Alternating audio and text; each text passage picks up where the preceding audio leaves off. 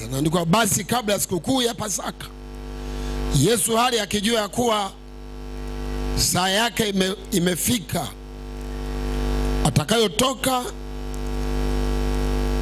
katika ulimwengu kwenda kwa Baba yake, naye ali amewapenda watu wake katika ulimwengu aliyowapenda upeo. Hata wakati wa chakula cha jioni, naye Ibilisi amekwisha kumtia Yuda mwana wa Simoni Iskarioti moyo wa kumsaliti. Fungua sauti yako, sema amen. Andiko linasema shetani amemtia Yuda mwana wa Simoni Iskarioti moyo wa kumsaliti Yesu. Kumbe shetani anaweza akatia moyo fulani ndani ya mtu. Shetani anaweza kapandikiza moyo. Niangalie, ulikuwa na moyo wa kuishi vizuri, ulikuwa na moyo wa kuishi na mumeo, lakini shetani anakuja anapandikiza moyo wa kutokutaka mume, moyo wa kutokupenda huduma, unapandikizwa moyo wa kuacha kwaya. Ulikuwa mwimbaji mzuri, ulikuwa unapenda kazi ya Mungu, linakuja lishetani linapandikiza moyo. Hapa kwa Yuda liliingiza moyo wa kumsaliti Yesu. Jihadhari sasa wewe, moyo uliokuwa nao wakati huo ndio unao sasa hivi. Situangaliane. Moyo uliokuwa nao miaka ile ndio moyo unao sasa hivi, au tayari moyo umeshapandwa mwingine ndani yako? Inua mikono juu, toa sauti kubwa, sema Bwana Yesu, kama kuna moyo wowote mbaya shetani amepandikiza kwangu, sema leo na ukataa huo moyo upotee, nibaki na moyo mzuri unaofaa machoni pa Bwana. Pigia Bwana makofi mazuri, piga mikono. Wengine makofi yenu hayatokagi. Kumbe moyo unaweza kubadilishwa. Ulikuwa na moyo kumtolea Mungu, likaingizwa limoyo lingine hutaki hata kutoa sadaka. Kumbe limepandikizwa na nani? Siongee. Kwani nimesoma Biblia kumeenda nyumbani. Biblia inasema shetani akamtia Yuda mwana wa Simoni Iskarioti moyo wa kumsaliti. Kumbe ule moyo wa kumsaliti Yesu haukuwa moyo wa Yuda, ni moyo mwingine uliotengenezwa kwenye kiwanda cha kuzimu ukaingizwa ndani ya Yuda. Mnaonielewa mseme amen.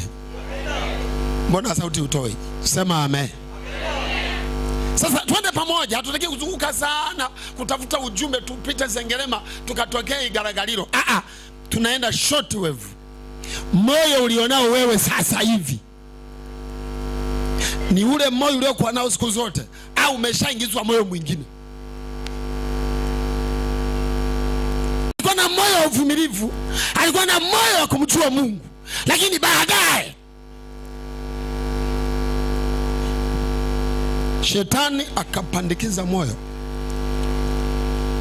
Na ndio naona mara zingine Wakristo kanisani anaimba sana, anahubiri sana, ananena kwa lugha, kila maombi analia machozi, ana uchungu na Mungu.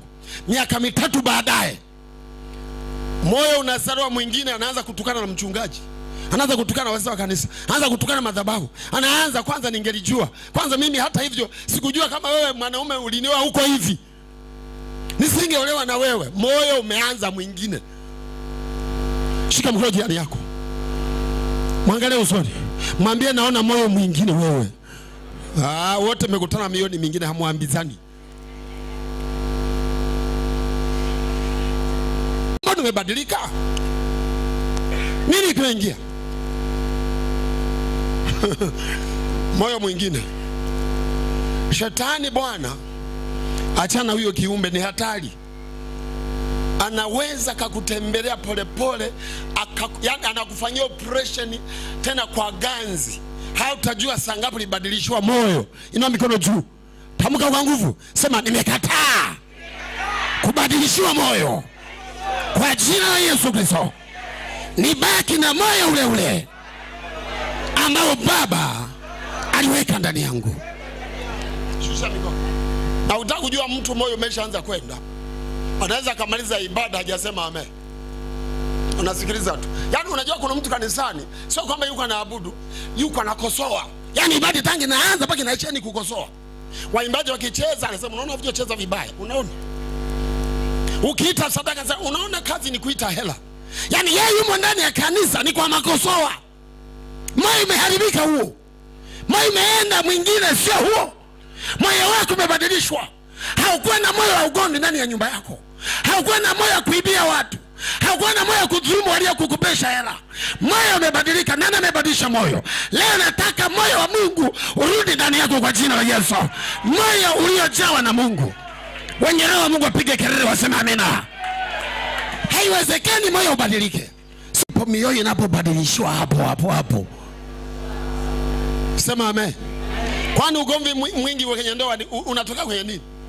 Sasa either mke kachelewa chakula au mume hajaemea chakula, au chakula kimekuwa kidogo, watu wamekuwa wengi kwa nyumba. Unakuta familia yote kila mtu poa imepanda juu. Moyo unabadilikia hapo. Ingejua kama ni vile singeolewa na ile mwanaume. Kwanza hii kabila. Unajua watu wakitaka kushinda hata kwenye ndoa wanaanza kubagua makabila. Ningejua nisingeoa kabila yetu, bora ningeoa kabila nyingine. Aliyekuambia kuna kabila takatifu nani? Kabila zote ni bure. Hakuna kabila nzuri, wote wamefanya dhambi na kupungiwa na utukufu wa Mungu.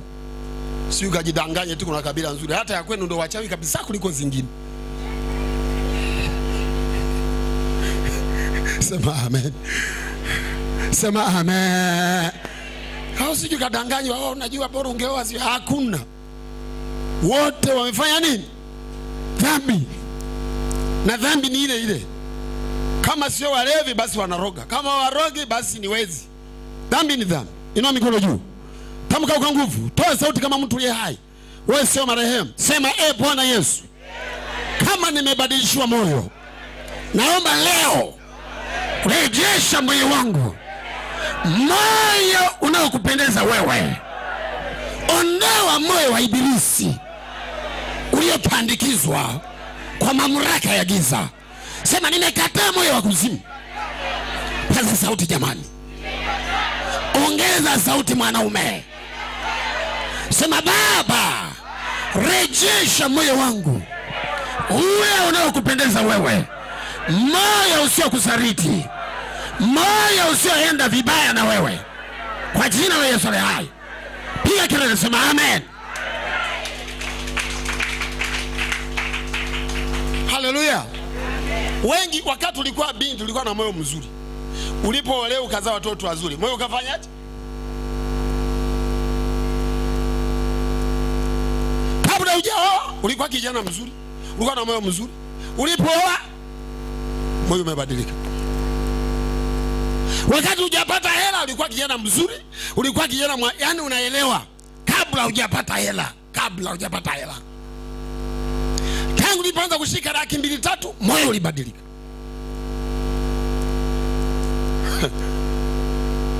Kabla hujaajiriwa ukawa na matumaini ya mshahara, tulikuwa tunasikia sauti yako kwenye maombi. Baada ya kupata mshahara siku hizi uombi tena, moyo umebadilika. Chochote kilichobadilisha moyo wako na king'oa kwa jina la Yesu. Mbona utaki kuitikia?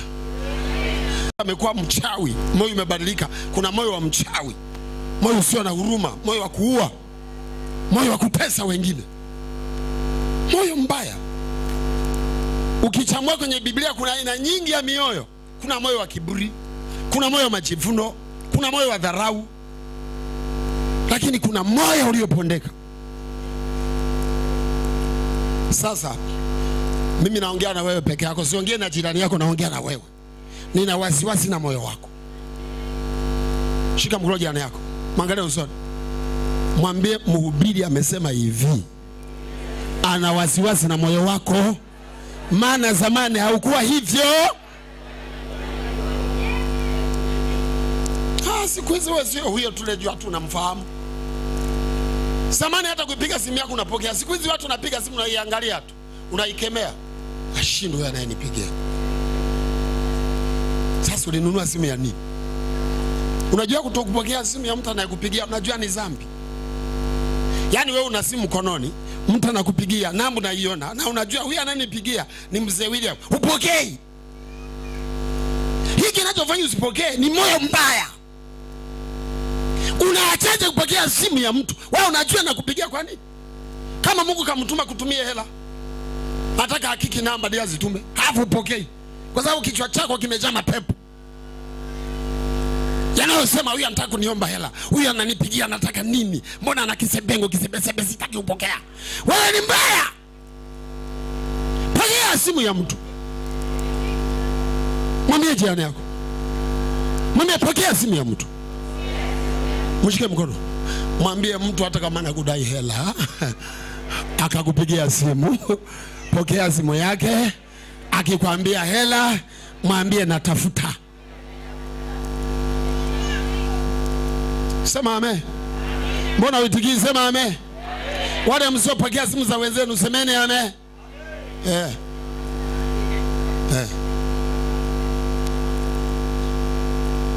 Bwana sifiwe. Kile kinafanya upokee simu, moyo wako umeshakuwa mbaya. Una moyo wa mashaka. Moyo unaojipa majibu kabla naye kuuliza hajasema. Moyo wa wasiwasi. Moyo wa uongo. Moyo wa kudhulumu.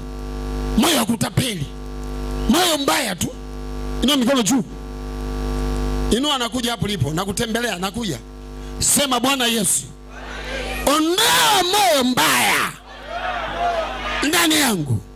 Weka moyo uliopondeka, moyo safi. Sema moyo safi. Toa sauti, sema moyo safi. Sema tena moyo safi. Katika jina la Yesu. Pigia Bwana makofi. Unaona mapiga makofi. Vurugu ndani ya kanisa inaitwa na mioyo ya wanakanisa.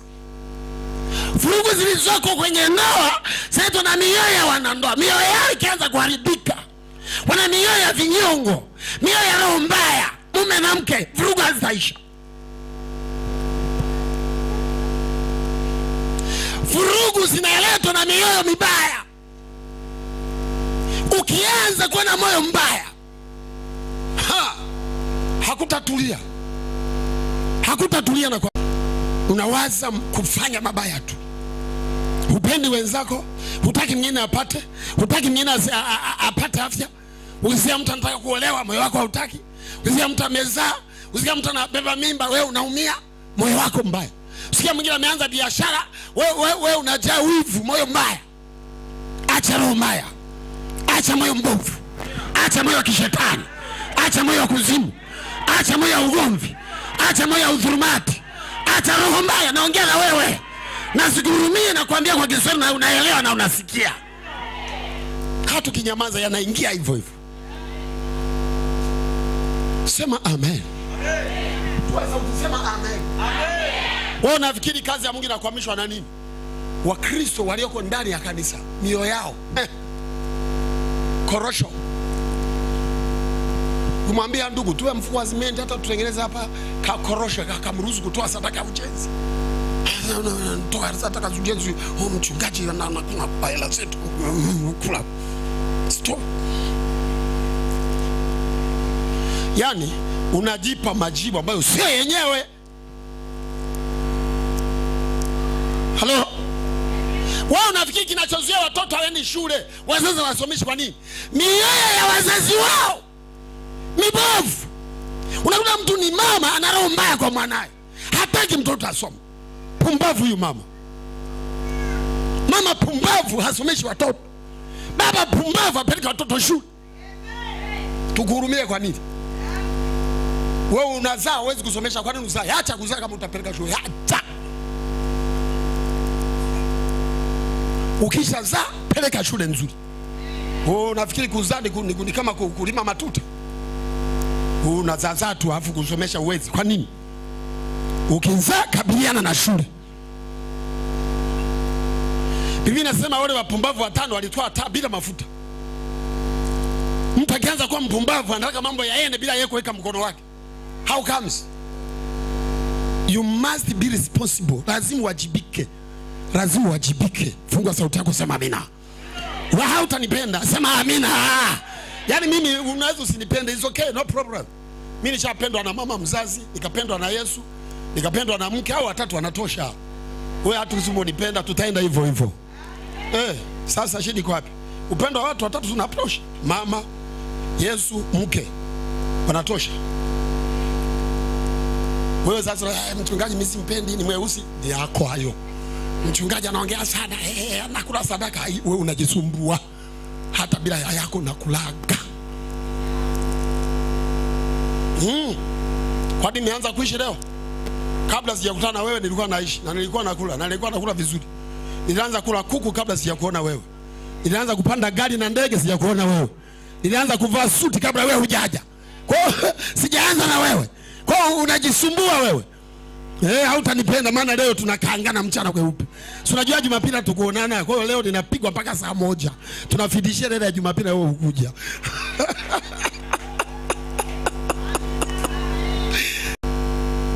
Inua mikono. Inua juu. Wale wenye mioyo ya ajabu hawainui. Ni waga na wajua. Sema Bwana Yesu, leo nimekuja unikarabati moyo nilionao. Kama sio ule moyo uliweka wewe, naomba ubadilishe mara moja. Leo unifanyie operation. Uondoe moyo mbovu. Toa sauti, sema uondoe moyo wa shetani, moyo wa dhambi, moyo wa maripisi, moyo wa migogoro, moyo wa ugomvi, moyo usio na shukrani, moyo usio mtumikia Bwana, moyo mbaya.